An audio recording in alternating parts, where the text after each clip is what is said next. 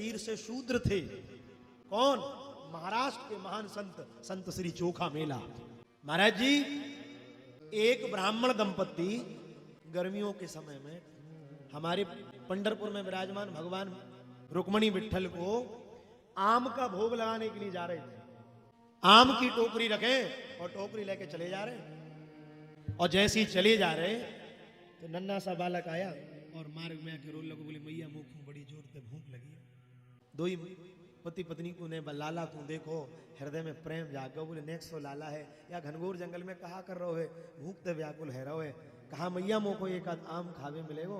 बाने टोकरी उतारी, बाको एक आम दियो तो बाने एक आम बढ़िया से चौंको, और चौंक के जो गुठली बची वो ब्राह्मण पत्नी की गोदी में डाल दे। अब देख में इतना बढ़िया लग रहा हो, बस वही को देख रहे दो ही पति पत्नी, आहा कितना बढ़िया लग रहा है। बाको देखते रहे, एक आम खायो, दो खायो, तीन, पतो ही ना चलो लाला ने पूरी डली खाली कर दी। चौंक चौंक के सारी गुठलियां ब्राह्मण पत्नी की पल्लू में डाल दी। अरे बोले या में आम बचे ना, बोले जा लाला ने सब खा ले। मान के कोई बात ना है, ठाकुर जी को बाद में लगाएंगे, या तृप्त है वो आगे बढ़ो। और वह नारी जैसे ही उठी तो बाकी पल्लू में वजन है महाराज, कैसा भयंकर वजन उसके पल्लू में हो गया महाराज। अब तो विचार करती क्या हो गया, ये गुठलियों में इतना वजन, इतना भयंकर वजन गुठलियों में हो रहा है। और जैसे उसने पल्लू हटाकर देखा, क्या देखती है, जो आम की गुठलियां थी वो गुठलियां नहीं है, वो एक बालक बनकर खेल रहा है। एक बालक बन गया और बालक बनकर मंद मंद मुस्कुरा रहा है, खेल रहा है। अब तो भयभीत हो गई, बोले अब इस बालक को लेकर पति को बताया तो नाराज और होंगे, बोले किसका बालक है, क्या करें। नदी का तट देखा और नदी के तट पर उस बालक को छोड़ दिया और स्वयं तो चली गई। पर भैया वहां एक चतुर्थ वर्ण की दंपत्ति आई और उन्होंने जब उस बालक को देखा तो बालक को देखकर उसको गोद में उठाया, चारों तरफ देखे, बोले इसका कोई अभिभावक नहीं, कोई नहीं है, इसका अभिभावक नहीं है। जब चारों तरफ देखा महाराज तो देखते ही कोई इसके माता पिता नहीं है। कहा कोई बात नहीं, हमारी झोली, हमारी गोद खाली है, लगता है भगवान ने हमारी गोद को भर दिया। उस बालक को ले गए, लालन पालन किया। उसी बालक का नाम पड़ा संत श्री चोखा मेला। संत श्री चोखा मेला, संत श्री चोखा मेला जी महाराज। अब तो गुठली चौंक चौंक कर जिसका जन्म हुआ है तो नाम पड़ गया चोखा मेला। अब तो भगवान की भक्ति में इतने प्रसन्न है, इतने प्रसन्न है महाराज, क्योंकि गुठली चौंक चौंक कर जन्म हुआ है। तो पंडरीनाथ भगवान के पास जाए, आम इकट्ठा करके ले जाए, उनको भोग लगाए। और भोग लगावे के ताई जैसे ही जाए, जो पुजारी थे वो मार कर बाहर कर दे, बोले भगवान को कोई आम खिलाता है। एक दिन पुजारियों ने इतना मारा, पूरे शरीर से रक्त निकलने लगा। आम के बगीचे में गए, ऐसा लग रहा बहुत मारा है, मूर्छित अवस्था में पड़े हैं।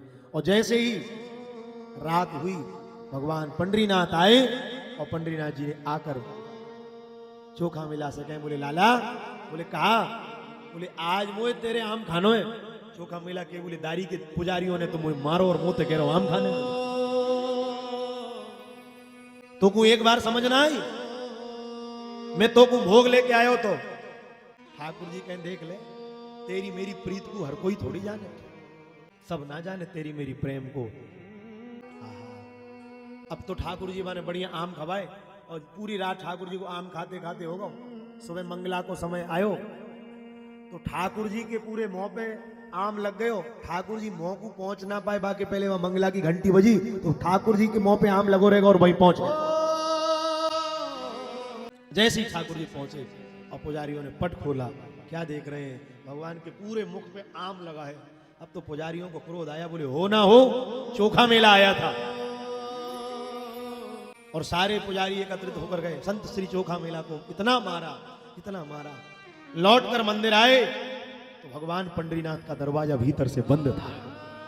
भगवान ने भीतर से द्वार लगा लिया। पुजारी हाथ जोड़कर कह रहे जय जय, द्वार खोल दो। ठाकुर जी कहें तुम्हारे ताई द्वार खोल दूं, जिस भक्त के लिए मैं वैकुंठ छोड़कर आता हूं, तुमने मेरे उस प्राण प्रिय भक्त को मारा है।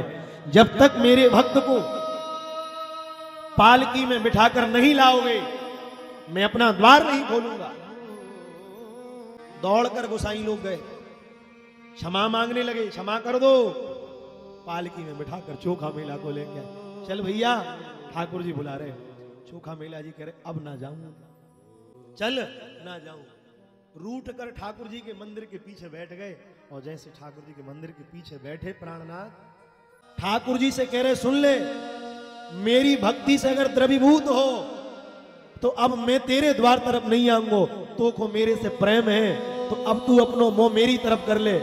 इतना कहा उसी समय मंदिर ऊपर उठा और मंदिर घूमकर चोखा मेला की तरफ मुख कर लिया। ठाकुर जी ने भुजा फैला दी। चोखा मेला तेरे जैसे भक्त जिन्होंने सबका परित्याग कर दिया, उनके लिए मैं अपना सर्वस्व छोड़ने आता हूं। चोखा मेला के नेत्रों से अश्रुधार बह गई, भगवान ने हृदय से लगा लिया। इसलिए भगवान कहते हैं जो चोखा मेला के जैसे अपने धर्म परम धर्म का निरूपण करते हैं, उन्हीं भक्तों के लिए मैं सर्वस्व परित्याग कर देता हूं।